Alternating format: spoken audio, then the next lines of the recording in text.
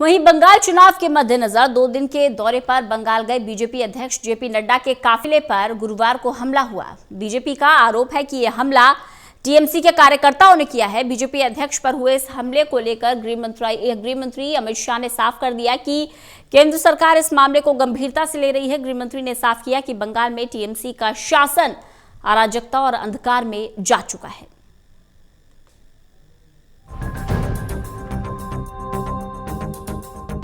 अगले साल होने वाले बंगाल चुनावों से पहले बीजेपी अध्यक्ष के 2 दिवसीय दौरा उस समय बड़ी सुर्खियों में आ गया जब खबर आई कि राष्ट्रीय अध्यक्ष के काफिले पर हमला हो गया है। बीजेपी अध्यक्ष पर यह हमला उस वक्त हुआ जब वो ममता बनर्जी के भतीजे अभिषेक बनर्जी के संसदीय क्षेत्र डायमंड हार्बर की ओर जा रहे थे। बीजेपी अध्यक्ष के साथ साथ पार्टी के बंगाल प्रभारी कैलाश विजयवर्गीय के काफिले पर भी पत्थर बरसाए गए। बड़े बड़े ईंटों से 2 नेताओं की गाड़ियों पर हमला किया गया जिससे उनकी गाड़ियों के शीशे टूट गए। बीजेपी अध्यक्ष पर हुई इस घटना पर बीजेपी ने कड़ी आपत्ति जताई है। बीजेपी अध्यक्ष पर हुए इस हमले को लेकर प्रदेश अध्यक्ष दिलीप घोष ने गृह मंत्री को भी संबंध में पत्र भेजा और शिकायत की, जिसके बाद गृह मंत्री ने ट्वीट करते हुए कहा कि आज बंगाल में बीजेपी के राष्ट्रीय अध्यक्ष जेपी नड्डा के ऊपर जो हमला हुआ है वो बहुत ही निंदनीय है। उसकी जितनी भी निंदा की जाए वो कम है। केंद्र सरकार इस हमले को पूरी गंभीरता से ले रही है। बंगाल सरकार को इस प्रायोजित हिंसा के लिए प्रदेश की शांतिप्रिय जनता को जवाब देना होगा। गृह मंत्री ने इसके बाद टीएमसी पर हमला बोलते हुए लिखा कि तृणमूल शासन में बंगाल अत्याचार, अराजकता और अंधकार के युग में जा चुका है। टीएमसी के राज में पश्चिम बंगाल के अंदर जिस तरह से राजनीतिक हिंसा को संस्थागत कर चरम सीमा पर पहुंचाया गया वो लोकतांत्रिक मूल्यों में विश्वास रखने वाले सभी लोगों के लिए दुखद भी है और चिंताजनक भी। बीजेपी अध्यक्ष पर हुए इस हमले को लेकर बीजेपी के सभी नेता हमलावर हो गए हैं।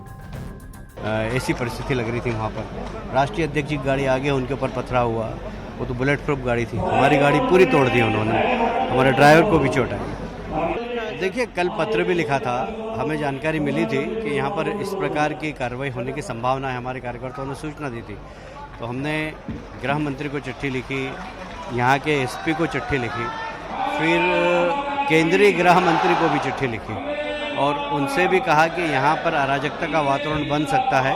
मुझे लगता है कि इसीलिए आज सेंट्रल फोर्स तो हमारे साथ बड़ा था, पर जितने गुंडे थे उनकी तुलना में हमारे पास फोर्स कम था और उन्होंने बहुत ज़बरदस्त पथराव किया। मीडिया के ऊपर भी अटैक हुआ है। हाँ, मीडिया की भी गाड़ियाँ फूटी है, मीडिया के लोग भी घायल हुए।